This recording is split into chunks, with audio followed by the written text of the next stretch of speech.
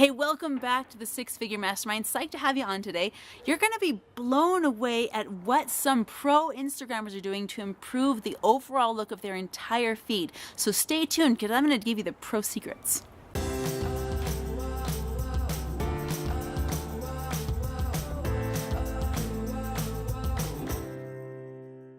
So if you've been a part of our channel for a while, you know that we talk a lot about Instagram, and there's a really good reason for that because it really does make a big difference when you're building a six-figure business. So today we're going to talk about really specifically what makes a good feed and what does a good feed include and what should be excluded in a good feed. So we're going to share some different tools, different ideas. So take some notes. I'm going to be telling you lots of information, and I'm even going to show you right here on my phone what my Instagram feed looks like so you can get some ideas. Maybe we'll explore some others as well, because the bottom line is there's some key principles when it comes to designing Instagram that not a lot of people will consider unless they're wanting to grow their business big time. So stay tuned.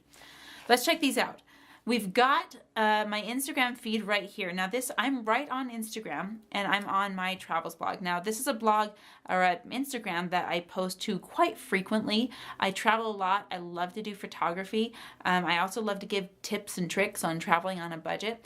And when you look through this feed, you can see that it's very deliberately laid out. I've got lots of color hues that stick together, lots of structural hues. You know, if you take, for example, this snippet right here, you've got lots of vertical lines going on with the middle two sections there. I've got how to travel on a budget tips, you know, and I've got the same background on those. We've got tip 2, 3, 4, 5, and they're all in different places right here on my feed. So you can see that I'm kind of treating my Instagram feed like a magazine. And here's what I mean by that. If you open up any good magazine spread, you're going to see different elements laid out in that magazine. For example, if you were looking through a magazine and suddenly there was a spread about an article about men's shoes, you would see a shout out box over here. You'd probably see a picture of the shoes in a lifestyle picture over here, maybe a studio picture of the shoes in a different spot, and then you'd maybe see another picture of a dude looking totally dapper and, you know, GQ style, not even, you know, seeing the shoes, but you're seeing all the elements of it, what I like to call glimpses. So when you are doing these Instagram feeds, you're going to want to give them glimpses as well as full pictures, and there's different ways to do that. One of my favorite tools to use is an app called Unum or Unum or whatever it's called. It's spelled UNUM, right? That's how it's spelled. I don't know how it's said. I've never heard anyone say it out loud. Okay, so this is an app where you can go and plan your feed on Instagram, because there's two ways really that people are going to look at your Instagram feed. They're either going to see your feed when they're on the home screen and seeing everyone else's mixed in with yours, or they're going to go directly to your page and see it on this spread just like you see right here on the phone. Okay, so when you're seeing this spread right here, again, look at it as if it were a magazine. So I've got hundreds of travel tips on how to travel on a budget. So whenever I post that, I'm going to say, okay, how to travel on a budget, tip number 7, and put that there. And then I'm going to be very careful about when I post my next one. I usually don't like to have them skip a page, meaning if you're scrolling through, you should always see at least one of these travel tips. I'm also not putting them on separate lines, or I am putting them on separate lines because I want them to be spread apart and broken up into pieces. But the beautiful thing about this app is that you've got these grids right here, okay? And you can do, I think it's 12 to 15 grid pieces at a time, and you can move stuff around. So for example, I've got some upcoming posts here. If I'm using this app, you can see in the squares on the bottom there is a little orange Instagram logo. That means that picture has already been uploaded to Instagram. Now if I click on a blank square, I can pull a photo from my camera feed and put it in there. So I've done that a few times. I've got 5 different photos here, and I'm gonna say, okay, you know what, it's getting close to time for me to post another travel tip on a budget. So I'm going to click on an empty square here, and then I'm going to click this square, double tap that, and then I'm going to scroll through my feed where I've got all of my travel tip photos put together. Okay, I've got my I've already created some of those travel tips right here. So I've, used another app like WordSwag or something that makes memes for you, and I've made a list of these travel tips. So I'm going to click number 10 because that's next, and click done. You can see that showed up right there on my feed. Okay. So let's say, for example, if I were to put this right here, that doesn't look as good as if I were to either put it over here or even just leave it right where it was. I've still got my own rule of leaving elements on the same, no more than 2 and no less than 1 of that element on the same page.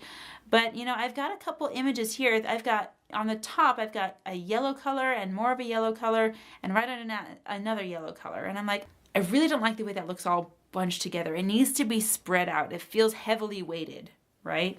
And that you may not be an interior designer, you may not be a photographer, you may not be a graphic designer, but you can kind of tell what looks good and what doesn't. So using this app, I can just touch and hold down, and I can move things around in this app right here. And I highly recommend that you get a feed and a spread of at least 12 at a time to do this with, so you can really get a good feel of how your feed is going to look one full screen at a time on the phone. So for now, I'm going to say, I'm going to move this down here. I really don't want those two together. Let's break that up. And maybe I'll move this over here, but I definitely don't want those two in the same column. So I'm going to switch this one, and you can just do a little Tetris on your phone and put those elements where you want them until you feel like they are looking really good. Okay, so I've treated it like a magazine because I'm putting the elements in different parts of the spread. If you look on this history though, you can see there's also another thing going on with the color. And I'll show you in just a minute another one of my favorite Instagrammers, how she works with her color. But so you've got elements up here that are starting out in the yellows and oranges, then it goes into the more cool blues and grays, and then it's going to go more into the different pops of color, lots of rainbows there, and then it's going to go more into browns. So that's why you want to have an app like this, so that your feed experience for your consumer is top notch, and so you can anticipate what they're going to see. Okay, let's go back over to Instagram. I actually want to show you a feed by one of my dear friends. She is my hairstylist. She's been doing my hair for several years. I won't let anyone else touch it. But her name is Christina Kreidel, and she runs a salon called Intrepid Studio. Okay, so this is her personal feed, but I want you to just see how she's doing things here. She's putting in videos. She does a tutorial every so often. She's got, this is her personal feed again, but she's got lifestyle stuff going on in here, lots of hair imagery. She's one of those Instagram superstars that is one of the top-notch people in our local area here. Her photography is absolutely amazing. Her layout is really, really good. In fact, let's go over to her Intrepid Studio page and check that out. Intrepid Studio Salon. Okay, she's got 5,570 followers. This is where the magazine spread really looks good. Her personal page is a little different, but this magazine spread right here, stunning. Okay, she's got different layouts here. You can see that, in fact, this is a picture that I was able to take for her over at her salon. And what she's done with these photos is we've taken them and we've put in some lettering on them, made them into kind of a meme that she's done there. And you can see there's a really great theme that she's got going on. You can see that her brand is young women with long hair. It's good for artists. It's good, for survivors. This woman was in a wheelchair when we did this photo shoot. Students, grandmas, she's got this great thing going on. And this is one element I really wanted to show you that you can design using the app. We've got Wear It Intrepid. Now this is a banner. Whenever she posts the next 2 photos, this banner will be all on one line, and you can kind of make some really cool page breaks using the graphics in that Instagram feed. Now let's see here if she's got one that's all put together there. Really cool stuff on her feed. It's looking really, really good. A mixture of hair and beauty tips and selfies and decor. You can see that she's building a brand not just around her salon, but around the lifestyle. And that's what you have to keep in mind when you're on Instagram. Whatever you're doing is a 6-figure business, you're running a lifestyle. Whenever people see a product online, it's not just a photo of the product, it's people using the product. It's people interacting with their environment with the product. It's all about the client's experience with the product, and that's done through lifestyle. So you've got to be building a lifestyle around your brand and a lifestyle around your product. so that when people see it, they're like, oh, I like what that product can do for me. And it's a subconscious thing. People don't think it consciously, but they say, oh, if I have your product, then I'm part of that lifestyle. And that lifestyle is what I want. So keep that in mind when you're posting on Instagram. I'm going to show you one more tool. You have a sneak peek right here into my phone with my amazing apps. And I'm just going to go over here, and this is my social media app. I've got right here in the bottom left corner. I've got WordSwag right over here in the top right. WordSwag is an awesome app for generating those little talk boxes that you're going to want to have in your Instagram feed. So I use WordSwag all the time. They've got some photography that is stock that you can use for free. So why don't we make one right now? Why don't we make one for our app right now? In fact, we can take a photo right there. We can crop it for Instagram, and we can double tap there to change the text, and we can say something like loving works too. Loving the six-figure life. Okay, save and close. I don't really like that font, so I'm going to change the font into something different. And maybe we'll go with, ooh, I love that one. Okay, can't really see it, so I'm going to take the image and reduce the brightness. Beautiful. We're done. Okay, I'm just going to click save. Something to be aware of. You're going to have a lot of apps available to you that will interface with Instagram and want to post for you. Don't do it.